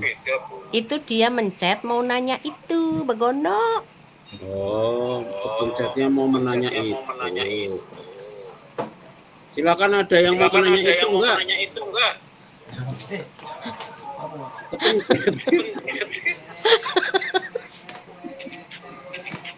Ada yang mau menanya itu enggak? Nah, yang ilmune keduwuren Pak Rianto, nyopan takon be kangelan is yakin. Ini yang kita hadapi sehari-hari, Bu. Ini kan sebenarnya yang ngajar kurikulum Merdeka kelas 78 itu mumpung Pak ada guru praktik mengajar, kesempatan yang luar biasa, langka-langka loh ini. Iya. Silakan digali ilmunya. Mumpung gratis ya, Pak Har. Gratis. Gratis. Ngomong gratis sing ngosog. Ora bombong. Ora bombong kowe. Ayo Bapak Ibu, silahkan. Yang mengajar kurikulum Merdeka.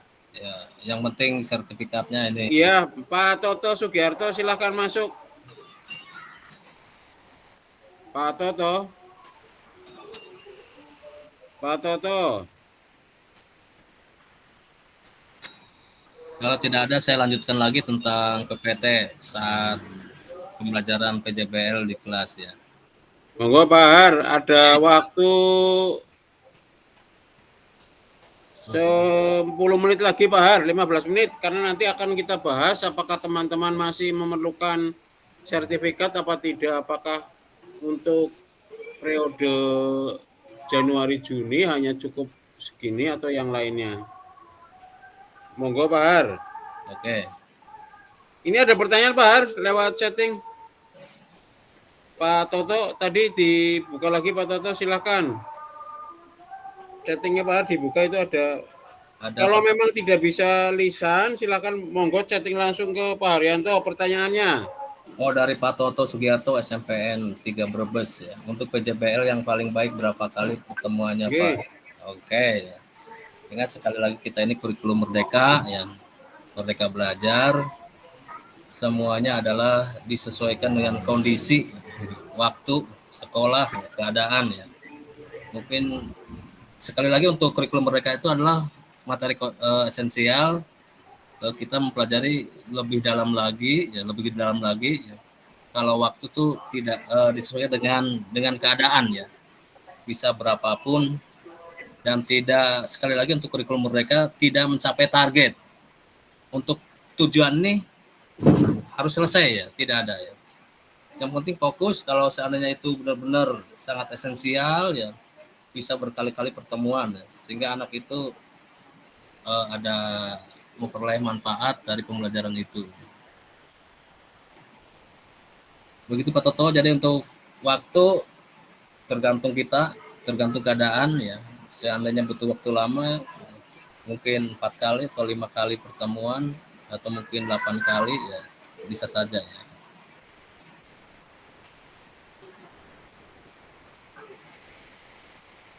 Saya kira untuk 6 JP itu sudah cukup Pak Toto. Karena sisa waktunya adalah di luar sekolah ya.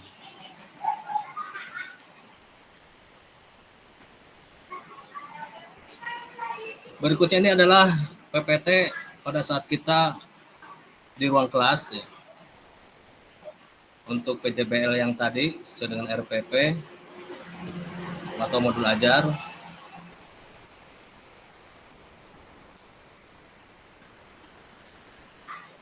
Ini pertama temanya. Ingat, kalau kita mengajar yang paling utama itu adalah tema, terus tujuan ya, tujuan pembelajaran kita sampaikan 1 2 3 4 5. Terus ada literasi ya. Ini kaitannya dengan literasi, pemahaman. Ini yang tadi yang visual dengan melihat gambar ya. Auditori juga bisa. Terus dengan video, ada lautan sampah dari mana asalnya. Ini juga kaitan dengan literasi. Kita sampaikan juga, kita jelaskan dengan cara lisan oleh guru. Ini kaitannya dengan mendengarkan auditori, jadi jenis sampah misalkan. Ini langkah-langkah PJBL ada 5 ya, penentuan proyek, perancangan, pelaksanaan proyek, penyusunan. Ini langkah-langkahnya, perancangannya ini. Untuk penyelesaian proyek, kita memberikan beberapa pertanyaan, ya, permasalahan tentang sampah ini. Apakah yang dimaksud dengan sampah domestik, apa saja jenis-jenisnya, bagaimana dampak pencemaran limbah, bagaimana upaya mengatasi pencemaran limbah. Menyelesaikan proyek, yaitu menyelesaikan LKPD tadi, pertanyaan tadi, bisa dari buku atau sumber internet. Terus menyusun laporan dan presentasi. Dan biasanya diakhiri dengan produk. Ini saya sarankan ke siswa, produknya adalah membuat poster atau mungkin dengan yang lain.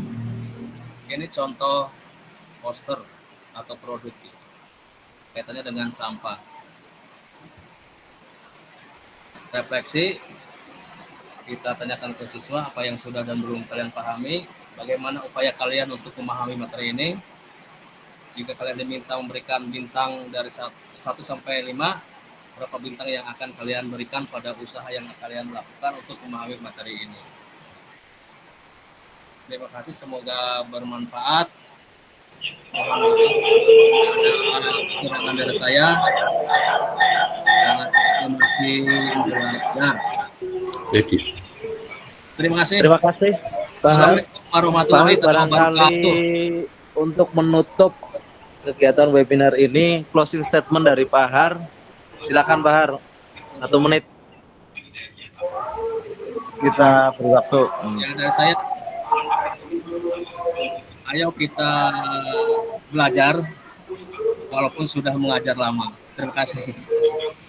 Luar biasa, terima kasih Pak Har. Sama-sama. Demikian webinar kita kali ini, rekan-rekan. Untuk menutup webinar kali ini, kita bersama-sama mengucapkan bacaan hamdalah. Alhamdulillahirrahmanirrahim. Saya selaku moderator akan mengembalikan kepada pengurus untuk barangkali ada yang mau disampaikan.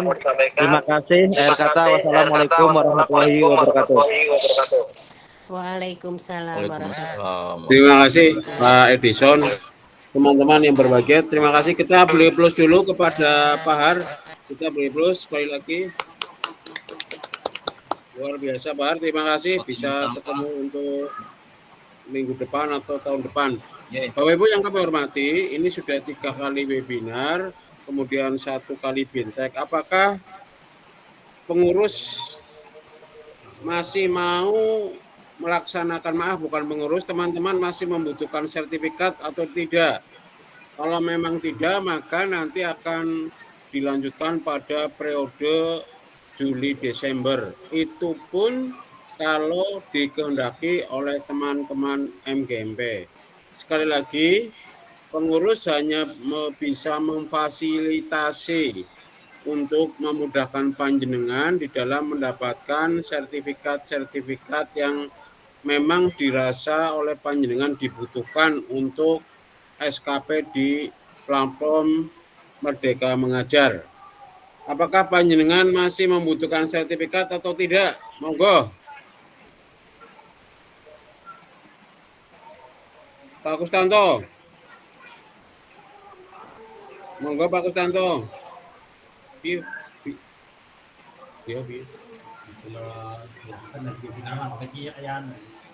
Monggo. Atau kalau mau seperti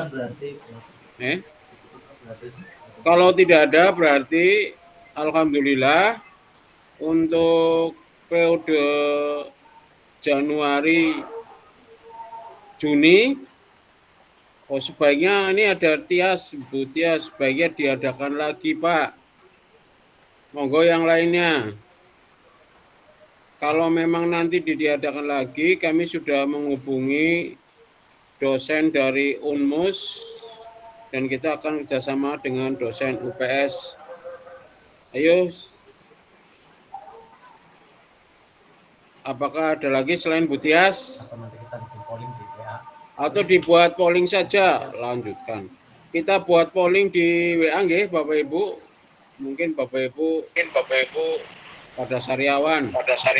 Jadi sulit untuk berbicara. Budia?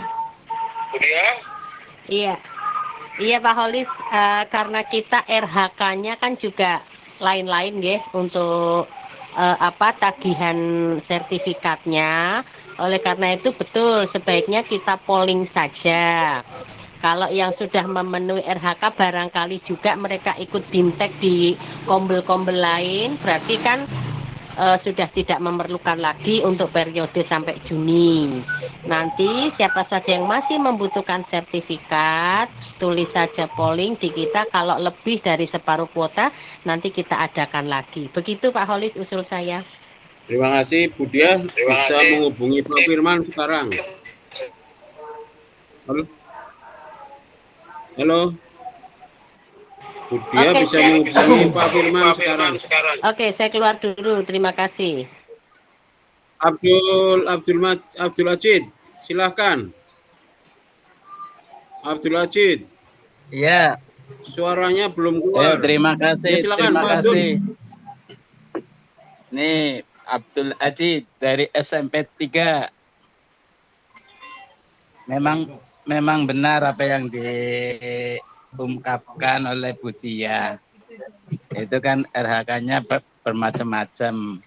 Jadi menurut saya sih betul di polling, tapi yang sudah nanti dilanjutkan periode Juli sampai Desember yang sudah mencukupi